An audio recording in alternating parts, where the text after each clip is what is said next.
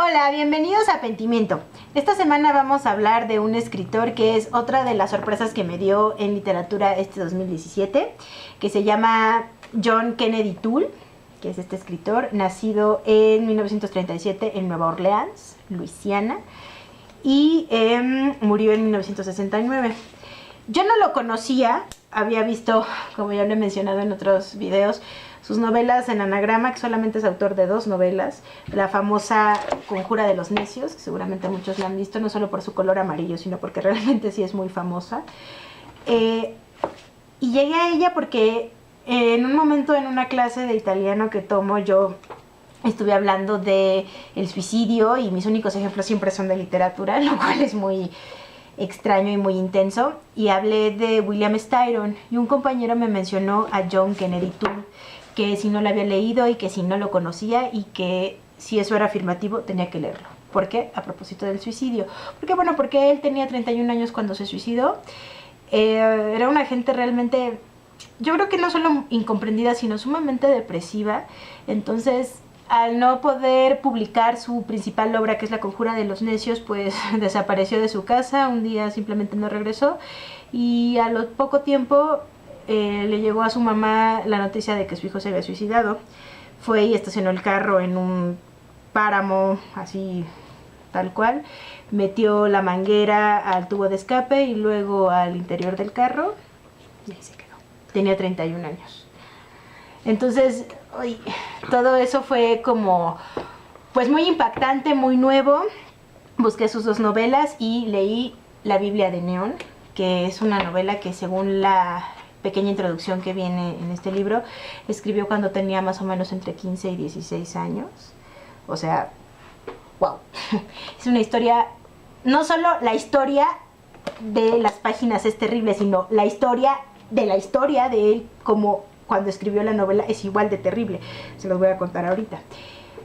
La Biblia de Neón es una típica historia del sur de Estados Unidos. O sea, típica. ¿Por qué? Porque está narrada en primera persona. Todo el tiempo tenemos la voz de David, que es el protagonista, y empieza, es en lo que en literatura conocemos como una historia cíclica o circular más bien. ¿Por qué? Porque empieza con el final. O sea, cuando la novela empieza, él va en un tren, va huyendo, ¿de qué? No sabemos, y va diciendo que es la primera vez que él sale de su pueblo, es la primera vez que viaja fuera, o sea, está solo, tiene miedo, ve la oscuridad, ve paisajes que no conoce, ni siquiera sabe a dónde va el tren, simplemente va en el tren y va huyendo y va esperando que nadie lo vea y nadie se fije en él y que nadie lo reconozca. ¿De qué? En algún momento a lo largo de la historia nos lo va a contar. David tiene 16 años y empieza a contarnos su vida en ese pueblo, en ese pequeño pueblo del sur, no importa en qué estado sea, Mississippi, Luisiana, lo que sea, siempre son historias tan terribles. Y es como él, bueno, pues es hijo único, vive con sus padres en una bonita casa del centro del pueblo. Todo está bien, sus padres son muy queridos, hacen las mejores fiestas, todo el mundo asiste a las fiestas. ¿Por qué? Pues porque los padres le dan su rigurosa cuota al cura de la iglesia, porque tienen que ser buenos católicos, porque si tú no eres un buen católico, pues no eres bien visto. ¿Qué haces en este mundo si no rezas fervientemente y sostienes tu Biblia todos los domingos? Entonces todo eso se ve desde el punto de vista de él, desde que es niño hasta que cumple los 16 años. Y un día llega a su casa la tía May, que es una tía de su mamá. Y la tía May es completamente distinta a todas las mujeres del pueblo, no solo por su pelo teñido, sus labios rojos, su enervante perfume, sino también por todos sus vestidos que usa, que no dejan nada a la imaginación. Entonces, claro, las demás mujeres del pueblo pues de ramera no la bajan, ¿no? Porque ¿cómo es posible que una mujer decente se vista así, ande así, traiga las plumas? O sea, eso no puede traer nada bueno. Y David, pues obviamente no sabe que es una ramera, o sea, siempre es como, pues no entiendo por qué a tía May le dicen esas cosas, porque a él le agrada la tía May. ¿Por qué? Pues porque lo abraza, juega con él, le dice cosas que pasan fuera de ese pequeño pueblo, que él jamás ha visto y que ni siquiera se imagina cómo son. Y sobre todo algo que a mí me conmovió mucho y me dio mucha risa fue que él dice, es que a mí me gustaba abrazarla porque su cuerpo tenía muchas curvas, no era escuálido como las de las demás señoras del pueblo. O sea, claro, pues estaba como, las otras son flacas y tía May pues está toda como, pues eso, curvilínea. Entonces eso para un niño es como, pues muy revelador, o sea, el afecto, el cariño, el calor que le puede dar el cuerpo de otra persona, no en un sentido sexual, sino eso, de afecto. Y conforme va avanzando la historia, pues a la familia de David no le va nada bien, porque así siempre pasa. El padre pierde su trabajo y se tienen que mudar de esa gran casona a la montaña. En una montaña donde no hay nada, donde no puedes sembrar nada, donde todo está seco y donde hay una casa que tiene hoyos en el techo, los muebles están viejos, húmedos, hay alimañas, o sea, es como esa decadencia que pues ocurre en muchas historias y por supuesto ya no le dan dinero a la iglesia porque ya no tienen dinero. Entonces claramente pues son expulsados de la comunidad, al menos eclesiástica. Entonces, a partir de ahí es como él va a la escuela y al final, bueno, pasan muchas cosas. Es una típica historia sureña como de Carson McCullers, de Flannery O'Connor, de William Faulkner, de Eudora Welty, de Tennessee Williams. Sobre todo yo pensé mucho en Tennessee Williams porque él también era de Luisiana, Nueva Orleans. Y pensé mucho en él porque, bueno, parte de la historia de la Biblia de Neón es que la madre, cuando él se suicida, hace todo lo posible porque le publiquen sus historias, sus novelas, La Conjura de los Necios y la Biblia de Neón. Y la Biblia de Neón se ve publicada hasta 1987. ¿Por qué? Porque hay un pleito legal en el sentido de que cuando se publica La Conjura de los Necios, los familiares del padre, que era sordo, no pelean las regalías, pero en el caso de la Biblia de Neón no. Y el estado de Luisiana, que fue un estado conquistado por los franceses, se rige bajo el código napoleónico que dice que lo que pertenece al hombre le pertenece a la mujer y viceversa. O sea, eso es medieval y es algo que dice el personaje de Marlon Brando en Un tranvía llamado Deseo, lo recordarán, que es una obra de Tennessee Williams. Entonces, la mamá pues dice que no, o sea, que no va a permitir que los tíos se queden con algo que no les corresponde. Entonces la Biblia de Neón no se publica hasta 1987, después de que la madre muere y que le encarga a un abogado en el que confía que, bueno, pues se haga cargo de la novela. Y es en ese año cuando el juez reparte los derechos. Parten dos, digamos, los derechos de la Biblia de Neón. Entonces, bueno, a eso es a lo que me refiero cuando digo que es una historia trágica. Por donde lo quieras ver es trágico la vida del autor, es trágico la vida de la historia de la novela, y la novela en sí es sumamente trágica. Entonces no podemos dejar de leerla, de verdad.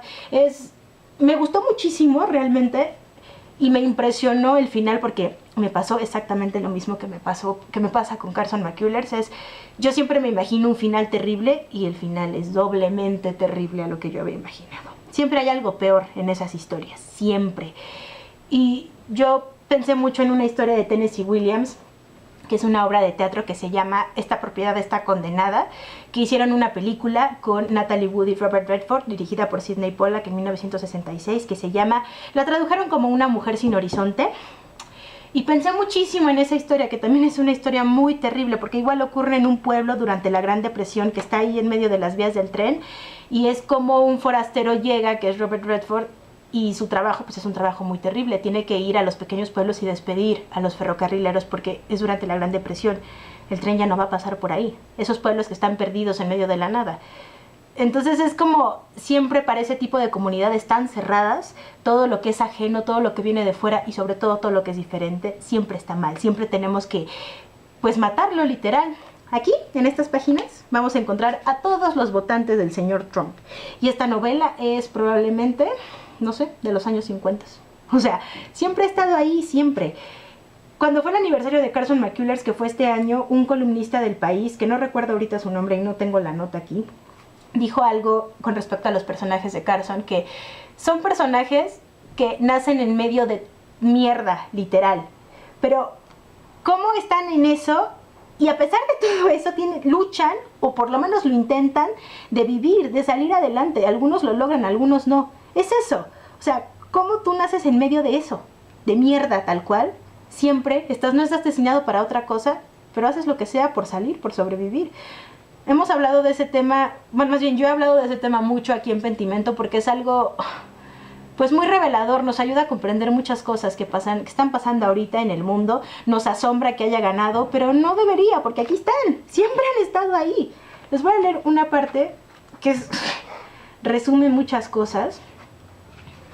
David dice: Creían que debían unirse para ayudar al prójimo, como en aquella ocasión en que se unieron para decirle a una mujer que le había prestado su coche a un negro que el mejor sitio para ella era el norte, con todos los demás amantes de los negros. O aquella otra vez cuando echaron a los veteranos con esposas extranjeras. Si uno era distinto de los demás, tenía que marcharse del pueblo. Por esta razón todo el mundo se parecía tanto, en la manera de hablar y de actuar, en sus gustos y sus odios. Si alguien detestaba algo y era una persona como tenía que ser, todo el mundo debía detestar lo mismo. Si no lo hacías así, la gente te odiaba. En la escuela nos decían que debíamos pensar por nuestra cuenta, pero eso era imposible en el pueblo. Tenías que pensar como tu padre había pensado durante toda su vida, y eso era lo que todo el mundo pensaba. Es un párrafo.